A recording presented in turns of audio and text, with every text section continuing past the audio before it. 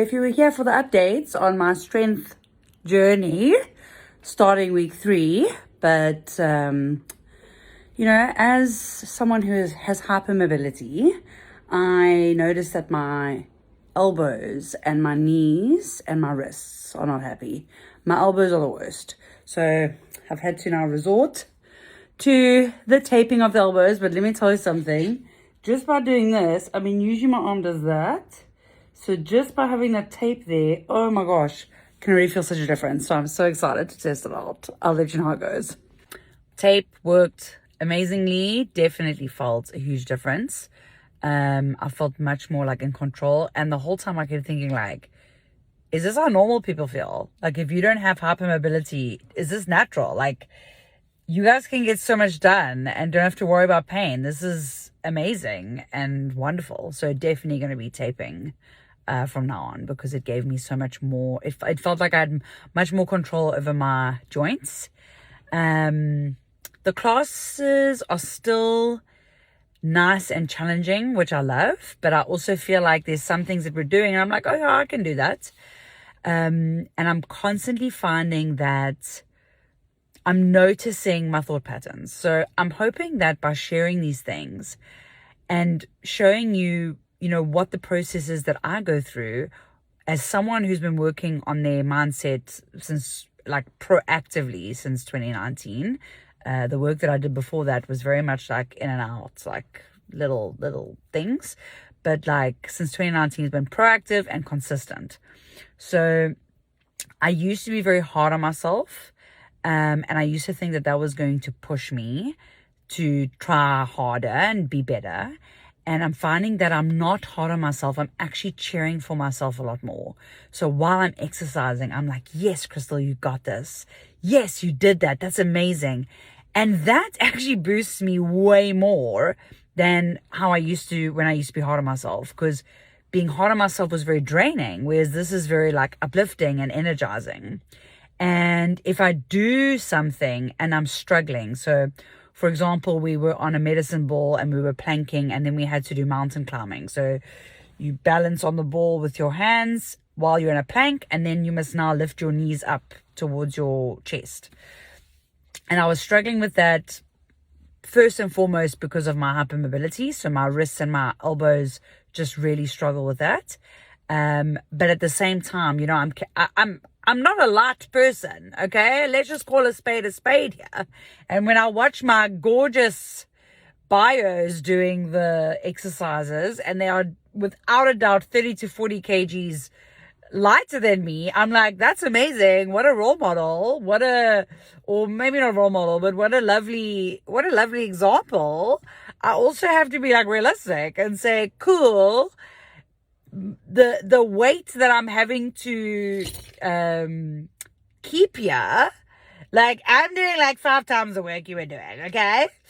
So and humor is always a great way for me to cope, honestly. So I'm doing this exercise and I'm feeling myself failing, okay? And I'm going into a dark place. I can feel it's happening. I'm feeling disappointed in myself, and I'm feeling a little bit worthless, and those old ways of being are really just they're just bubbling, because that shit never goes away. And thankfully, because I have these tools now, and because I can catch things, and noticing is my number one tool. So simple. By noticing that it's happening, you can do something about it. It's when we're ignoring it and when we're suppressing it, or when we're trying to avoid it, that's when the shit hits the fan. So I'm noticing it and I'm going, oh, okay, I'm feeling weak. And I'm obviously associating that with bad, okay, because we're in a strength thing. And I'm going, okay, well, obviously I've got 30 to 40 kgs on these other people that showed me how to do the exercise, and no hate to them and no hate to myself. It's a neutral form of feedback. So do what you can. Let's see how much you can do. So instead of going, oh, I can't do the way they were doing, I went, okay, stop. What can I do? So then I managed to just plank. Okay. So I'm on the ball and I'm planking, and then I can feel myself shaking. And I remember this other bio was like, shaking is not a bad thing. And before I used to think it was like something's wrong. So I was letting myself shake, and then eventually I had to stop. So I had to go, okay, now do it again, and this time let's count. So let's count how long you can do it.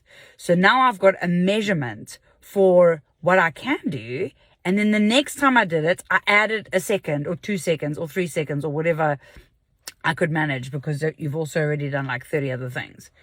So it's so nice and uplifting and energizing and empowering when you have these tools. And I really hope that by sharing this, you think to yourself, how can I apply that to my life? How can I apply that? So you're not strength training, or maybe you are strength training, but maybe you have to deal with difficulties at work or at home or with your kids or with your spouse or with your family or with a friend or a peer or something where something is really difficult. Notice what's happening inside of you. Notice it. Don't suppress it. Use it as data and say, cool, okay, I'm feeling this thing. I'm noticing this is happening. And what do I want instead? Maybe that's too far. So even just noticing and saying, oh, this is a cue. This is data. It's telling me this. This is how it's showing up in my body. That foundational stuff. Oh, when you have that foundation, oh, then there's so much you can do with it. But until you have that, very difficult to defeat an invisible enemy. Okay, so that's my update for my strength training. I've got my second session of week 3 tomorrow. I will be strapped up and ready to go. My right ankle and my right knee, this is the leg that I broke when I was 16. They are feeling a little bit niggly, so I'm going to strap them as well. You know, I'm just going to look like Sia Khaleesi, honestly, you know. The other day, like, I was getting really upset with myself, like, oh, I keep getting hurt. And then I thought, hey, there are professional athletes out there who dedicate their entire life to their body and they still get injured. So it doesn't mean I'm bad or worse or failing if I get injured. And that was really a nice like little uplifting thing. Because I used to be very judgmental of myself for getting injured, like I'm doing something wrong, but it is a part of the process. Okay, I hope that helped. Let me know if it did, and let me know if you have any questions. Have a wonderful day. Bye.